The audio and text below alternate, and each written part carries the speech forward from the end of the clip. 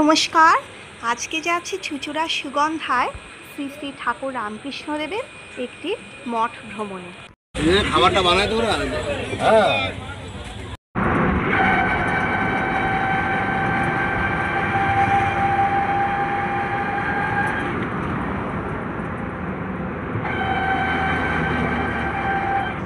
চুঁচুড়া স্টেশনে নেবে সেখানে যে অটো স্ট্যান্ড আছে সেই অটো স্ট্যান্ড থেকে একটি অটো ধরেছি। সেই অটো ধরে আমরা এখন আশ্রম মিশনের উদ্দেশ্যে রওনা করেছি। অবশেষে আমরা বন্ধুরা গন্তব্যে এসে হাজির হয়েছি। এখন এই যে ঠাকুরের যে মঠ মন্দির, এই মন্দিরের ভিতরে প্রবেশদ্বার দিয়ে ভেতরে প্রবেশ করছি।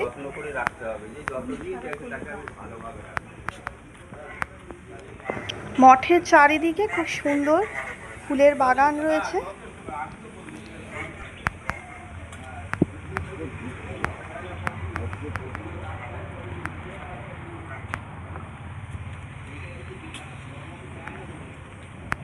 প্রথমে আমরা অফিসে প্রবেশ করব।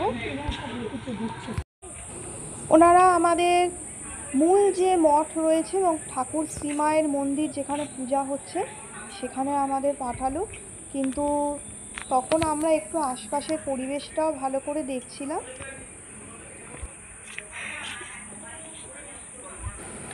এখানে বহু দর্শনার্থীরাই আসেন।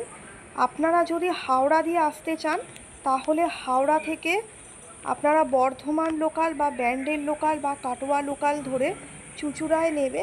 সেখানে অটো স্ট্যান্ড থেকে অটো বা টোটো ধরে আপনারা এখানে সুগন্ধায় আসতে পারেন। মন্দিরের আশপাশও খুব সুন্দরভাবে সাজানো রয়েছে। একটু পরে এখানে মন্দিরে পুজোও হবে এবং তারপরে পাঠ হবে। কি বলছো? ওইখানে রেখেছে সবাই, মানে ডেস্ক আছে, এখানে কেউ জুতো রাখেনি দেখছিস না, ওইখানে সব জুতো পরে নাও তাহলে। যারা হালিশহর বা ব্যারাকপুর বা গঙ্গার ওপার থেকে আসতে চান তারা গঙ্গা নদীর ওই দিকে যে সকল ঘাট রয়েছে সেই সমস্ত ঘাটের মাধ্যমে নৌকা করেও কিন্তু এদিকে আসতে পারে। যেমন চুঁচুড়ার নৌকা পার হলে যেখানে যে জোড়াঘাট আছে এখানে আসা যায়, অথবা ভদ্রেশ্বরের যে ঘাট আছে বা শেওড়াফুলির যে ঘাট আছে, শ্রীরামপুরের যে ঘাট আছে, সেইভাবেও কিন্তু আপনারা নদী পার হয়ে ওপার থেকে আসতে পারেন। আর শিয়ালদার ওই দিক থেকে আসতে গেলে আমার মনে হয় এদিকে হাওড়াতে এসেও করা যায়, কারণ আমি যতবার শিয়ালদায় গেছি বাস ধরে হাওড়ার সঙ্গেই কানেক্ট করার চেষ্টা করেছি।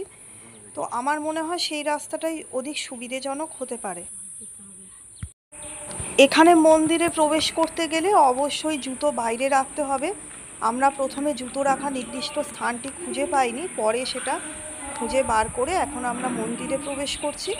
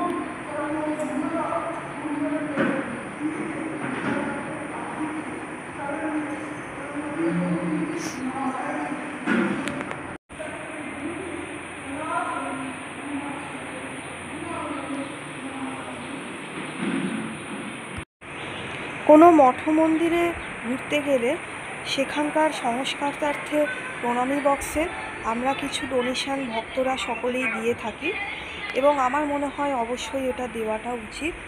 কিন্তু আমি ব্যক্তিগতভাবে শুধুমাত্র যে মন্দিরে বা মঠেই নয়, কখনো কারোর বাড়িতে যদি তিনি খুব ভক্তি ভরে পূজা করেন, সেই স্থলেও আমি কিছু দেওয়া পছন্দ করি।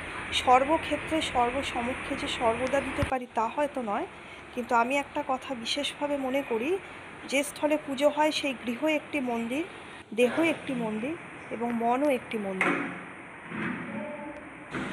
আমরা অনেক সকালে বেরিয়েছিলাম, আর এখন অনেকটা বেলা হয়ে গেছে। তো এখানে এই যে দোলনার ব্যবস্থা রয়েছে, কিন্তু ওই দূরে যে ছোট দোলনাগুলো দেখা যাচ্ছিল, ওই দোলনাতেই আমি প্রথমে বসেছিলাম, কিন্তু আমাকে বসতে দেওয়া হলো না, বললো যে ওটা বাচ্চাদের জন্য। কিন্তু এই রকম দোলনাতে না আমি ঠিক স্বচ্ছন্দ নয়, এরকম দোলনা আমি খেতে পারি না। তাই কি ব্যাপারটা কি, আমি খুব মনক্ষুণ্ণ। ওইটা ভালো ছিল, ওখানে আমাকে বসতে দিচ্ছে না, বলছে ওটা বাচ্চাদের।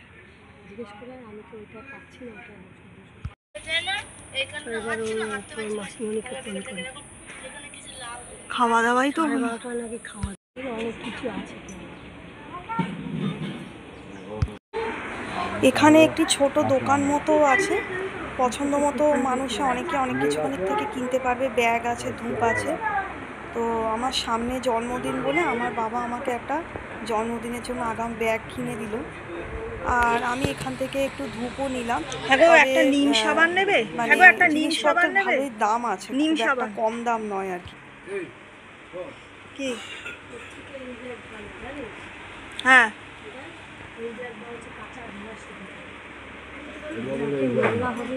এটা নিয়ে ব্যাগের ভেতরে নিতে পারবে। অনেকগুলো। ওটার দাম কত? দাম ওপরে লেখা আছে, দেখুন। এটা যেমন 150 টাকা। দেখো এইটা একটা ছোট ব্যাগ, এটা 150 টাকা থেকে বড় ব্যাগটা 170 টাকায় ভালো না, ওই জন্য তো নিলাম।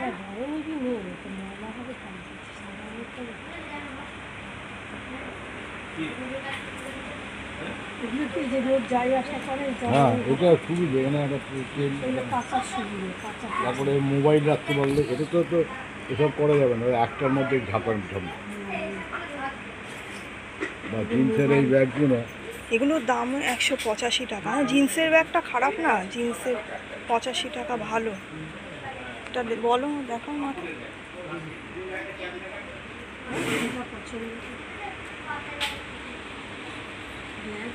ঘরে এসব টুকটাক আছে, থাকবে না। এগুলো একটা গোলাপি রঙের ব্যাগ আছে, এগুলো হাতে নিতে অসুবিধা, এগুলো হাতে গলানো যাবে না, এগুলো নেওয়া মুশকিল। এগুলো কি হয়, হাতের মধ্যে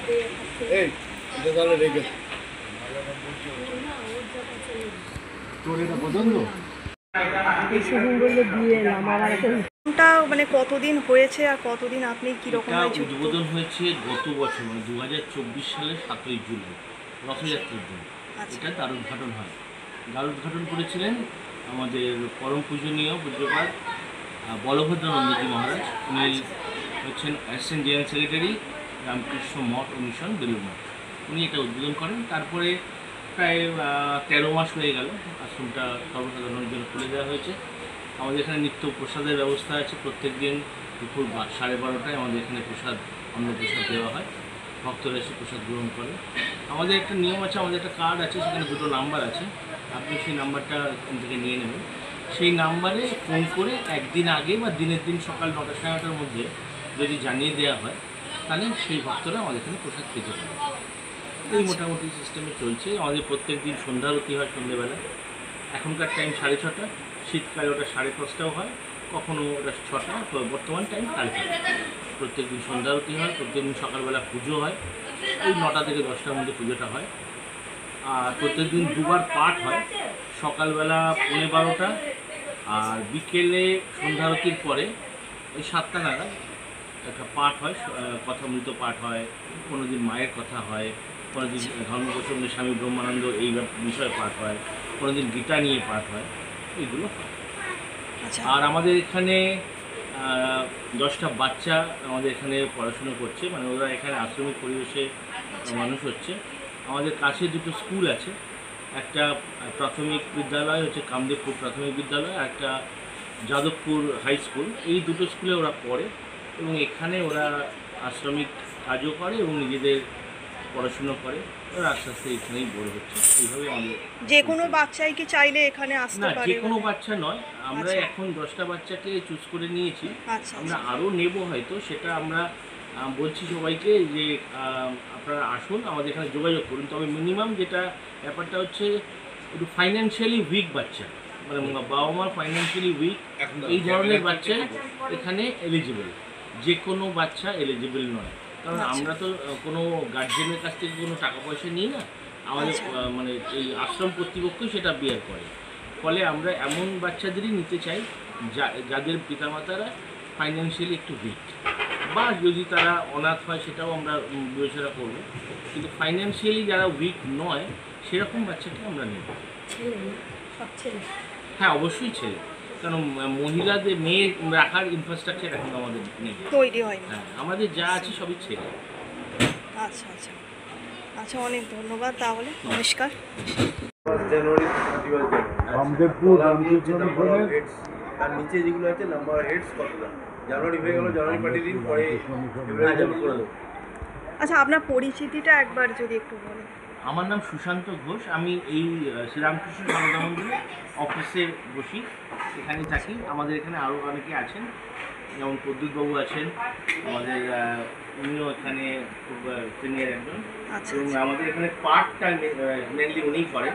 আচ্ছা সুন্দর আচ্ছা পাঠ, আপনারাও যান মন্দিরে গিয়ে পাঠটা দেখুন, শুনুন, হ্যাঁ, হ্যাঁ, ভালো লাগবে নিশ্চয়ই। আপনাদের। আচ্ছা আচ্ছা, ঠিক আছে। ঠিক আছে, নমস্কার। কথামৃত পাঠ শুরুর আগে এখানে কারা কারা কথামৃত পড়েন একটু হাত তুলবেন? কেউ আছেন? একজন, দুজন, বাহ, ভেরি গুড, তিনজন, আর কেউ নয়। তো কথামৃত যারা হাত তুললেন তারা জানেন যে বইটার মধ্যে কি আছে। কি আছে মানে অমৃত সমান কথা, যে কথা অমৃতের মতন ঠাকুর রামকৃষ্ণ পরমহংসদেব আমাদের জন্য রেখে গেছেন। যে কথাগুলো আমাদের পূজনীয় মাস্টারমশাই মহেন্দ্রনাথ গুপ্ত তিনি লিপিবদ্ধ করতেন, এবং আজকে বই আকারে প্রত্যেকের বাড়িতে বাড়িতে আছে। অনেক বাড়িতে পড়ে, অনেক বাড়িতে সাজিয়ে গুজিয়ে রেখে দেয় এই বই। বন্ধুরা, আশ্রমের বিষয় সম্পর্কে এবং পাঠ সম্পর্কে একটুখানি আপনাদের পরিচয় করালাম। বাকি পাঠ আমার অন্য একটি চ্যানেলে দেওয়া হবে, সেই চ্যানেলের লিংক এখানে আমাদের হোম পেজে দেওয়া আছে। এখন আমরা ভোগ প্রসাদ গ্রহণের জন্য এসেছি, এবং এই দেখুন আমাদের সবাইকে এখানে থালা, গ্লাস এবং তার সঙ্গে অল্প করে ফল প্রসাদ দেওয়া হয়েছে। আমাদের একটা আত্মীয় মায়ের বাড়ি, তারা এসেছিল দুর্গা ঠাকুরের পুজো দশমীতে, তারা পোলাও প্রসাদ পেয়েছিল। আর যে ভাত খাবে না তার জন্য আলাদা লুচির ব্যবস্থা ছিল, কিন্তু আজকে আমরা এখানে অন্নভোগ প্রসাদই পাচ্ছি। তো প্রথম পাতে যেটা দেওয়া হচ্ছে সেটা হচ্ছে গরম গরম ভাতের সাথে শুক্তো।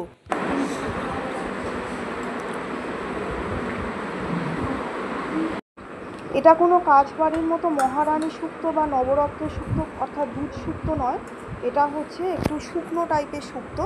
তারপরে যেটা দেওয়া হচ্ছে সেটা হচ্ছে এটা টকের ডাল, এখানে টকের ডাল পরিবেশিত হয়েছে, আর তার সাথে আলু পটল ভাজা।